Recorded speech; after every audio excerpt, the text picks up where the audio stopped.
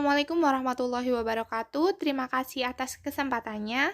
Perkenalkan kami dari kelompok 9 yang beranggotakan Betty Stianingrum dengan NIM 489, Khafidatul Ilma dengan NIM 591, Vanessa Rahayu dengan NIM 595, Imelda Cynthia dengan NIM 642, dan Risma Yulia dengan NIM 682.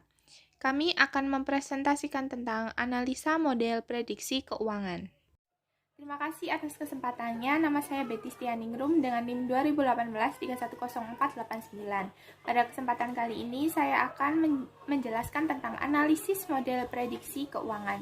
Jadi model prediksi ini dapat juga dimasukkan sebagai bagian dari bidang analisa laporan keuangan. Karena salah satu tujuan dari analisa laporan keuangan itu adalah meramalkan kondisi keuangan perusahaan di masa yang akan datang. Dalam rumus atau model ini bahkan banyak digunakan angka-angka laporan keuangan dan rasio-rasio keuangan. Nah, dalam prediksi keuangan ini kita mengenal beberapa model. Yang pertama ada linear programming, lalu ada Delphi forecasting, time series forecasting, break-even analysis, just-in-time, dan economic order quantity. Selanjutnya ada linear programming. Linear programming ini digunakan untuk merencanakan prediksi kombinasi input biaya yang paling optimal untuk menghasilkan beberapa produk atau output.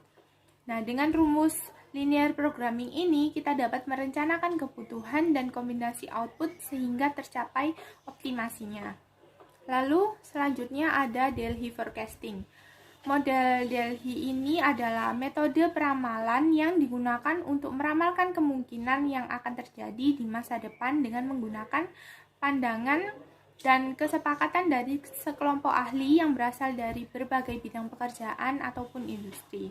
Jadi sekelompok ahli ini memberikan pandangannya masing-masing dan memberikan pikiran atau asumsinya kepada fasilitator untuk meninjau data yang didapatkannya kemudian diolah menjadi sebuah rangkuman. Selanjutnya ada time series forecasting atau trend. Nah, di sini prestasi yang lalu itu digambarkan secara berseri. Dari gambar ini dicari garis tren yang terbaik dan kemudian dari kecenderungan garis itu dilihat angka masa depan sebagai angka ramalan. Nah, teknik ini juga dapat dipakai untuk membuat tren.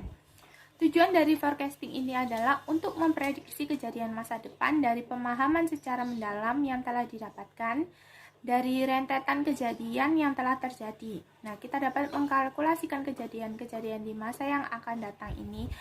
Tentunya hal ini sangat berguna karena hal tersebut itu kita bisa melakukan banyak hal seperti melakukan antisipasi terhadap apa yang akan datang di masa depan. Lalu selanjutnya ada break-even analysis. Analisa break-even point ini digunakan agar perusahaan mencapai titik impas di mana jumlah pendapatan dapat menutupi semua pengeluaran dari suatu perusahaan. Nah, untuk mencapai keuntungan usaha, maka bisa melalui penghematan dari segi biaya, sehingga biaya menjadi lebih rendah atau meningkatkan penjualannya, sehingga pendapatan perusahaan akan naik. Ada 3 poin penting yang perlu diketahui terkait break-even analysis ini, yaitu yang pertama memberikan informasi seberapa banyak investasi yang dibutuhkan agar dapat mengimbangi pengeluaran awal yang telah dikeluarkan. Lalu yang kedua ada memberi margin atau jarak sebagai langkah pengaman agar tidak mengalami kerugian. Dan yang terakhir digunakan secara luas baik dalam analisa jual beli saham sehingga menganalisa budget berbagai macam proyek yang dilakukan oleh perusahaan. Sekian presentasi dari saya, kurang lebihnya mohon maaf. Selanjutnya akan dilanjutkan oleh rekan saya. Terima kasih atas kesempatannya. Perkenalkan, nama saya Khafidatul Ilma dengan NIM 591. Di sini saya akan melanjutkan presentasi dari rekan saya. Just in time yaitu merupakan upaya untuk meningkatkan produktivitas dan menekankan pemborosan serta ketidakefisienan lainnya. Model ini menunjukkan bahwa konsep cost management yang lama sudah ketinggalan zaman dan perlu diubah. Model ini sudah banyak diminati oleh para pengusaha akhir-akhir ini sehingga dikenal sebagai Golden Ring of Manufacturing Efficiency. Next. Ya, menurut Johansson dalam artikel Manajemen Accounting, dengan judul Preparing for Accounting System Change, bahwa konsep JIT merupakan model filosofi yang mempunyai sifat-sifat sebagai berikut. Yang pertama yaitu penekanan pada prinsip visibility, yaitu sehingga setiap masalah yang memerlukan perbaikan menjadi jelas dan dianggap sebagai kesempatan. Yang kedua yaitu ada output selalu disesuaikan dengan permintaan, sehingga kegiatan produksi harus disesuaikan dengan upaya menyeimbangkan keduanya. Selanjutnya yaitu ada JIT menghendaki kesederhanaan atau kemudahan bukan kerumitan. Selanjutnya yaitu ada pendekatan yang dilakukan bersifat global, di mana konsep harus diterima secara umum dan melibatkan semua pihak serta sumber perusahaan yang dimiliki. Dan yang terakhir ada JIT menganut konsep perbaikan terus-menerus. JIT merupakan filosofi perusahaan dalam beroperasi yang hakikatnya berupaya menghilangkan pemborosan.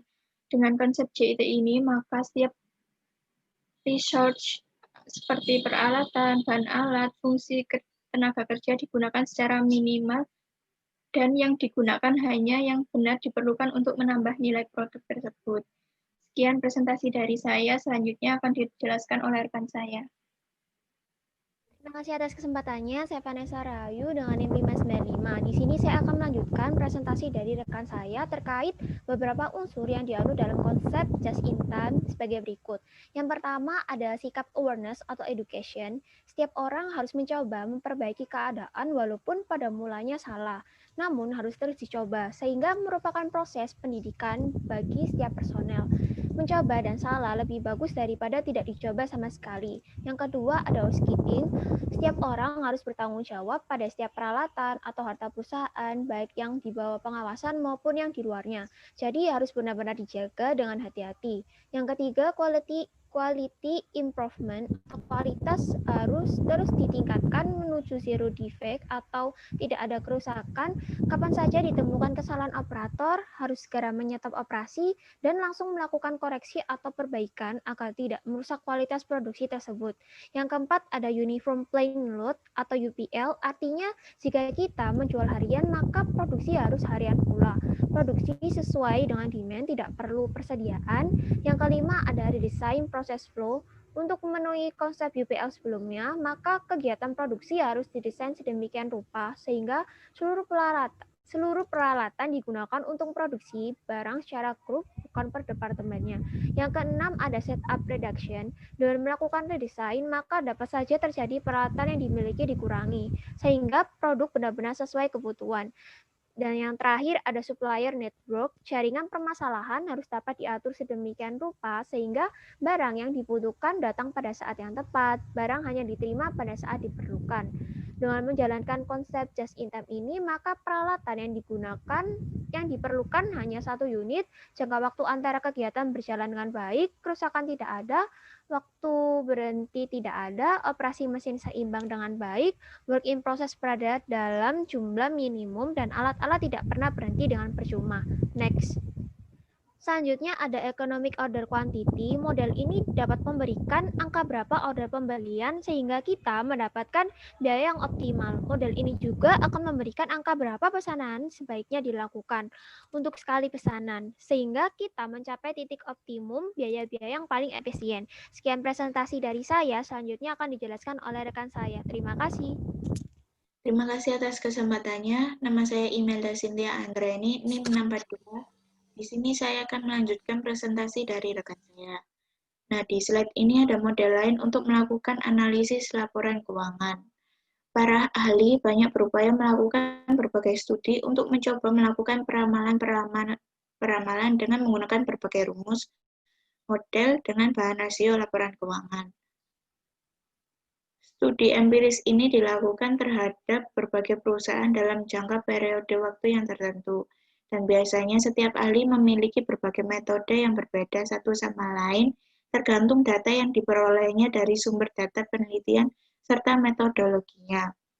Dalam literatur akuntansi, para akademis atau peneliti sering melakukan penelitian dengan tujuan untuk memprediksi suatu keadaan dengan menggunakan data historisnya, dan biasanya menggunakan laporan keuangan.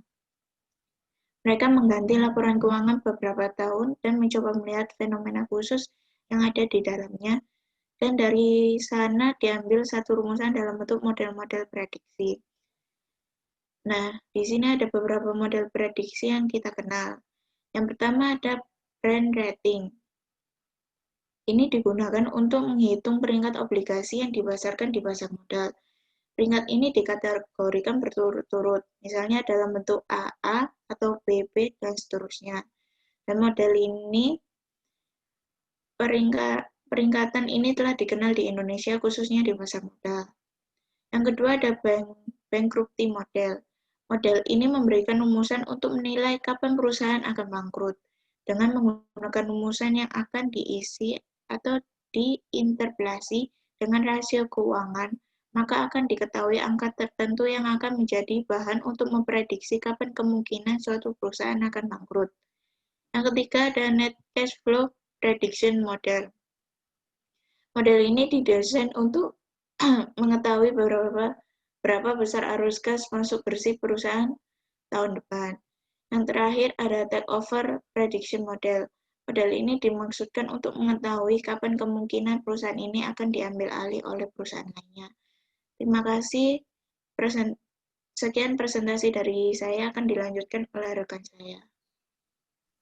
Terima kasih atas kesempatannya. Nama saya Risma Yulia Veronica dengan NIM 2018-310682 akan melanjutkan presentasi dari rekan saya.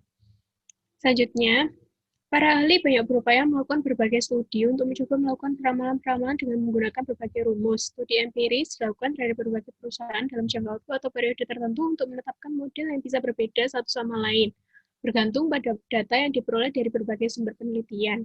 Selanjutnya, ada 4 macam model yang merupakan bagian dari model yang telah disebutkan sebelumnya. Model-model tersebut adalah yang pertama ada Belkowitz Bond Rating Model, yang kedua ada Altman's Bankruptcy Model, yang ketiga ada Bernstein and Markey Net Cash Flow Year Prediction Model, dan terakhir ada Belkowitz Takeover Prediction Model. Yang pertama ada Belkowitz Bond Rating Model. Model ini adalah model peningkatan peramalan tingkat kualitas obligasi yang dijual di pasar modal yang dibuat oleh Ahmad Berkauli. Fungsi determinasi ini dapat digunakan untuk menjalankan atau meramalkan peringkat obligasi di pasar modal. Metode klasifikasinya secara sederhana mencakup penggunaan fungsi diskriminan atas data yang baru. Yang selanjutnya ada Altman's Bankruptcy Model. Model ini digunakan untuk meramalkan kebangkrutan suatu perusahaan yang dibuat oleh Altman. Model ini populer dengan nama Z-score. Altman Z-score dinyatakan dalam bentuk linier yang terdiri dari 4-5 koefisien T yang mewakili rasio-rasio keuangan tertentu, yakni Z-score sama dengan koefisien X1 ditambah koefisien X2 ditambah koefisien X3 ditambah koefisien X4 dan ditambah koefisien X5, yang mana X1 adalah modal kerja terhadap total harta atau working capital to total asset, dan X2 adalah laba yang ditahan terhadap total harta atau return earning to total asset. X3 adalah pendapatan dan bunga terhadap total harta atau earning before interest and tax to total asset. Yang X4 adalah nilai pasar ekuitas terhadap nilai pupuk dari hutang atau market value equity to book value of total debt. Dan yang terakhir X5 adalah penjualan terhadap total harta atau sales to total asset. Dengan zona diskriminasi sebagai berikut. Bila nilai Z-score lebih dari 2,99, maka dinamakan zona aman. Bila nilai Z-score ada di antara 1,81 sampai dengan 2,99, maka dinyatakan zona abu-abu. Dan bila nilai Z-score kurang dari 1,88, dinyatakan zona distress. Namun, Z-score tidak dipergunakan untuk perusahaan jenis jasa keuangan atau lembaga keuangan, baik swasta maupun pemerintah. Hal ini karena adanya kecenderungan perbedaan yang cukup besar antara neraca suatu institusi keuangan dengan institusi keuangan lainnya. Saat ini, formula Z-score untuk perusahaan jenis manufaktur dan manufaktur dibedakan sebagai berikut. Untuk perusahaan manufaktur menggunakan formula yang terdiri dari 5 koefisien. Sedangkan untuk perusahaan manufaktur menggunakan formula yang terdiri 4 koefisien, yaitu tanpa X5 atau penjualan terhadap total harta atau aset. Yang selanjutnya ada Bernstein and Markey Net Cash Value Year Prediction Model. Model ini ditemukan oleh Bernstein dan Markey. Mereka merumuskan model ini untuk meramalkan net cash flow from operating atau arus kas bersih dari kegiatan operasi. Dan yang terakhir ada Berkowitz Takeover Prediction Model. Model ini dibuat oleh Ahmad Berkauli. Model ini digunakan untuk memulai perusahaan yang akan diambil alih atau takeover. Sekian yang dapat saya sampaikan, kurang lebihnya mohon maaf, terima kasih.